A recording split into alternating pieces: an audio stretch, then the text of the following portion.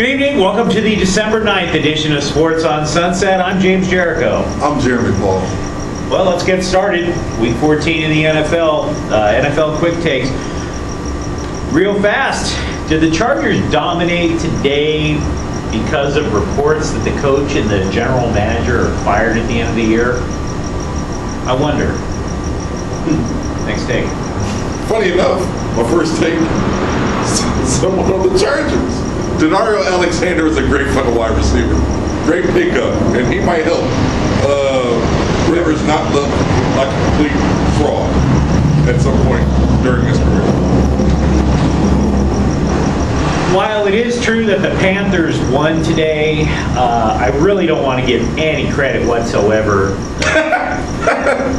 So you can learn things at the Pro Bowl. I found this out last week. Cam Newton was the only player in last year's Pro Bowl to get any pressure, and for that matter, even sacked. And apparently the reason why, according to CBS Sports, multiple players said Newton dissed them all. He Cadillac'd himself throughout the entire Pro Bowl process. One unnamed player, quote, "He was a total asshole. Who did he think he was? He acted like big shit. Here he was, at his first game, and he acted like he was the star." Guys didn't like that. You want to know why maybe people are a little bit happy that the Panthers are struggling this year? That might be your reason. Next take. At the beginning of the year, I made a little draft choice in my fantasy league. I got laughed at. The player, David Wilson. Huh?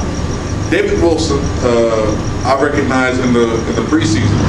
The New York Giants, he's a running back. I recognized against the Bears in the preseason that this kid's going to be good, real good. Today he proved that. He scored a lot of points in my fantasy league.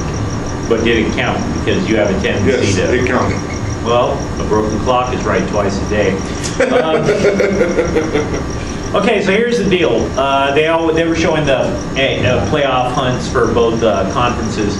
Gut feeling, I think Indianapolis is going to make it, which means with the four divisions more or less locked up, and if I think Indianapolis makes it, that means there's one spot and two teams most likely in the same division going for it, Cincinnati and Pittsburgh. And I have no guess which team is going to do it, because you have Ben Roethlisberger. He has 2 weeks to get healthy, because 2 weeks from tonight, Cincinnati's in Pittsburgh. And then the other thing is that sounds like, okay, take the Bengals. There's a problem with that. The Bengals are an incredibly streaky team. They've won 3 in a row, lost 4 in a row, and had a 4-game winning streak snapped today. So the key to that game might be Benjamin Green-Ellis, who had a streak of 100-yard rushing games snapped today in the Bengals' loss to Dallas. Oh, wow. Yeah, next take. It's a simple question, very simple question. What the hell happened to Mercedes Lewis? He was like a great tight end, a hybrid even, tight end wide receiver, 6'7", 240 pounds? He couldn't be stopped for a few years, and now he's disappeared in Jacksonville's offense. I don't mean to say that it's his fault. Maybe it's just Jacksonville's offense has disappeared completely. But damn, man, if you can't do it now anymore, go play rec league. Play rec league basketball and retire. Because what else is there for you? Final take. We might be witnessing the best freshman class of quarterbacks. I mean, it sounds kind of obvious, but when you actually start going through the history, the last class of great quarterbacks that all came out at the same time might have been the Roethlisberger, Manning, Rivers class about 7 or 8 years ago. Roethlisberger has 2 Super Bowls. Yeah. Manning has 2 Super Bowls. Yeah. Rivers 0. Of course. But if you remember, in their rookie year, Manning backed up Kurt Warner, and Rivers backed up Drew Brees. what we're looking at now, and Roethlisberger started from the get-go, what we're looking at now is 3 teams all competing for the playoffs.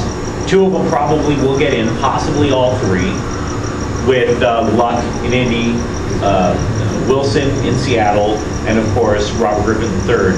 And right now, with another rookie quarterback, Cleveland, hey, Cleveland is functioning. I mean, they're normally very bad.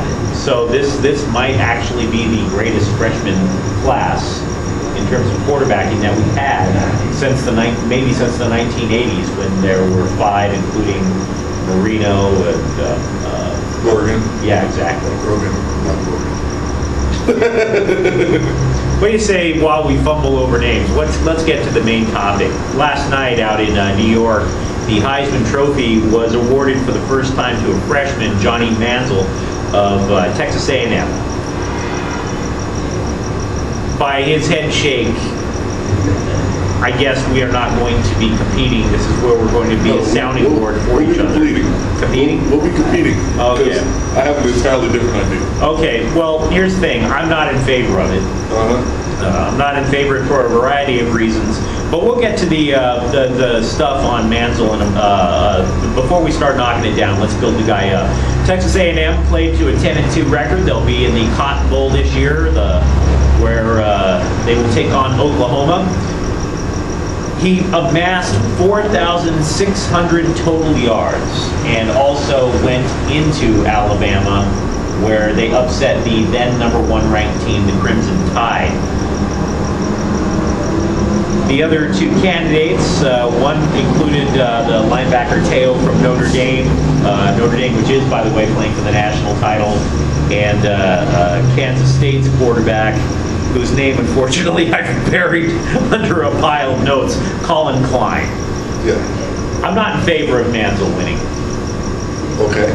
But as I start letting out my ideas on it, let me ask you, are you okay with that as a selection? No. Why not? I'm not okay with it because the Heisman Trophy is supposed to go to the most dominant player in college football. It has become nowadays where it's all political. There's no real, you can't say that this is the most dominant player in football. You can't say that. He is not, because he isn't.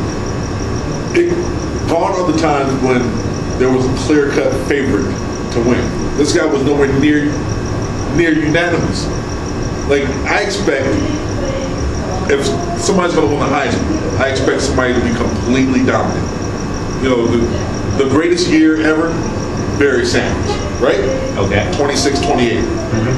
And if you add in the bowl that he was in, 28-50. That's a dominant year. You haven't seen a year like that since in college football. But you've had people come close to, like, quarterbacks that have had dominant years. Tebow had a dominant year. What was the guy's name? Reggie Bush. Dominant year. There were players that had dominant years that deserved it. And then there's people that...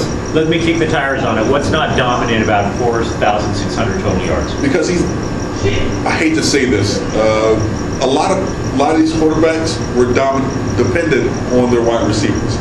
His top wide receiver, I think, 1,500 receiving yards? So that's a lot of yak. That's a lot of yards after the catch. A lot of yards after the catch. That's not him. The wide receivers did a lot for him. Who would you have rather seen win the Heisman then? Funny enough, the kid from UCLA, defensive player from UCLA, Anthony Barr. Okay. 13 and a half sacks. Yeah, he was dominant, don't get me wrong. Right, 13 and a half sacks. More so than Notre Dame's linebacker. Yeah, he had more sacks at linebacker than Monty Teo. I think he had more tackles, and his team was better. Well, in my opinion. I doubt it. I don't think UCLA. I don't think UCLA is better than Notre Dame. But they didn't play, so we can't. Right. Let's start off with my counter argument. Look, just because you play quarterback in the SEC does not make you good. It is true that both Mannings came out from the SEC, whether it be from Ole Miss or Tennessee, but we're also looking at some of the biggest wreckages in the history of professional football. Tim Tebow, wreck. Yeah. Cam Newton, decent first year, wrecking this year. Not today. Yeah, but yeah. One out of a year, please. Jamarcus Russell, Rex Grossman. Oh, why did you say that name? Because I had to. He went to Florida. Look, then they'll say, well, this is an award that goes to the best college athlete. The best college athlete doesn't necessarily translate to the best professional prospect. While there is some validity to that argument, I'm saying you look at trends, and my trend is that we are giving way too much credit to the Southeastern Conference. Yeah. Absolutely way too much credit to that conference. The defenses are not all that great in the SEC, in my opinion. They give up a lot of points. I had a debate before Manziel was awarded, and from a guy who's a big SEC guy, and he was like, I basically said, how do you know it's the best conference? Well, we're the best conference. Why? Tough schedule. Wait a second, the toughest non-conference game scheduled by an SEC team in the upper tier this year was when Alabama beat a very pedestrian Michigan team in the season opener. Everything after that was like your Middle Tennessee State, your who knows God where universities. So he's like, well, yeah, but it's a grueling conference schedule. What you just argued is you're the best because you're the best. That's not an argument. Right. Where does the SEC in terms of quarterback rank, or in terms of, anything rank you? I'm not saying it sucks, mind you, but I don't like groupthink, and I see groupthink at play here. Well, most certainly. I think the main issue with the SEC, like I've already said, is that the defenses aren't complex. You know what I'm saying? Yeah, like because they have to. Most of these teams run spread offenses. Right. So it's not like you have to. I think Tennessee might be the only college that actually trains quarterbacks. They actually produce pro quarterbacks. Outside of Peyton, already forgetting the fucking. But there's not much in the SEC that you can actually shake a stick at. There's certain conferences there's certain teams that actually produce quarterbacks, that produce great offensive players, that go on to the pros and make a decent living because they are good. I wouldn't count the SEC as being that. They produced maybe 3 good wide receivers in the last 5 years.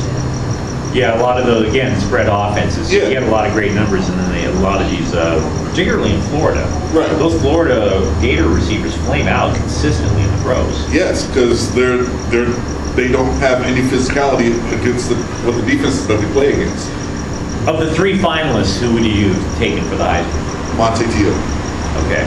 Mainly because his team is the #1 team.